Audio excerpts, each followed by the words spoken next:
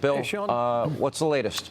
Yeah, good evening to you. Interrupt me anytime you want, okay? I got a lot to show you right now, show our viewers at home as to where we stand. New Hampshire's counting slow tonight. And I say that, Sean, because you've got about a third of the vote in. And I don't know if that has something to do, I'm guessing here now, with the Democratic write-in vote. Because if I flip over the Democratic race, again, we declared Joe Biden to be the winner, but you're just about 40% right there. I don't know if that has something to do with the slowdown, but it could be. All right, you're 33% reporting it. I'm going to flip through a bunch of stuff here, Sean, and try to explain a little bit about maybe what's happening out there. And as I do that, just this estimated vote is in, just keep that number in mind, okay, to the folks at home. In New Hampshire, 70% of those who vote in the state live in 4 counties. And they're all in the southern part of the state, and we're going to go through those right now, okay? Right along the border here with Massachusetts. This is Hillsborough County, population 30% of all of New Hampshire. It ranks 1 out of 10, okay? Right, you see that? You're 32%. Donald Trump, percentage-wise, leads by 12 points in Hillsborough County. It seemed to be a good number for the Trump team. Conversely, over here in Rockingham County, so your population rank, you're 2 out of 10 now for the whole state. You got a lot of that vote out right now, Sean. You're at 16%.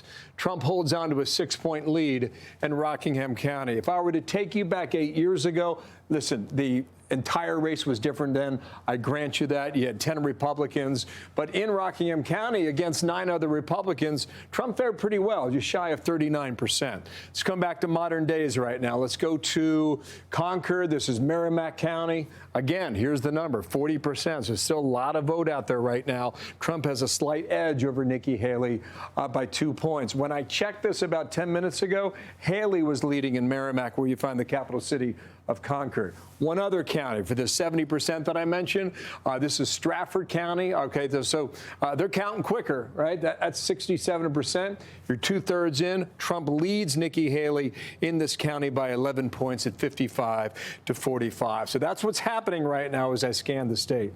Now, with regard to Democrats, I want to explain something right now and take you back in time. That's going to say a lot about right now, about maybe what the Democratic challenge is for Joe Biden. Okay, so we talked about this. Biden, the write-in candidate. Dean Phillips still hanging in there at 20%. Somewhat impressive, I would argue. If I were to come out of this, Sean, and take you, do a little history lesson, okay? So this is, got it, okay. This is the Democratic outcome for 2020. Bernie Sanders and Pete Buttigieg. They ran all across the state, all right? Well, where was Joe Biden in that race? He was 5th at 8%. If I were to take you a week prior to that in the Iowa caucus back in 2020, it was Bernie Sanders and Pete Buttigieg, right? Joe Biden is not there in the gold, silver, or bronze. He was at 4th place, just shy of 14%. So then Biden made a calculation when he was here in New Hampshire. He left before the tally came out. He did not go to Nevada. He went to South Carolina. In about 17 days after New Hampshire results, this is what happened. On leap day of 2020, Joe Biden shy of 50%. That catapulted him past Bernie Sanders, led him on this tear across the country for the remaining states. He became the nominee and later became the president. So now then, we're going to head to South Carolina in about a month's time. And on the Republican side, that is when the race will be held if Nikki Haley continues with the current position that she announced here just a short time ago. On the calendar, here is how it shakes down, okay? You're in January. We had 2 big contests right now. New Hampshire's still playing out, as I showed you. And we're going to tick into February. This matters for Republicans. Nevada caucus, all right? Donald Trump's competing. He's probably going to take all the delegates from that caucus that night at 26. Nikki Haley elected for the primary. It's a confusing matter. They split it up. It is what it is, but the caucus will matter. Then you get to South Carolina, okay? And we're going to see the measure of strength right now in South Carolina, the 50 delegates out there. Because as we started the night here, hang with me 1 second here. I'll show you this. This is where we started the night.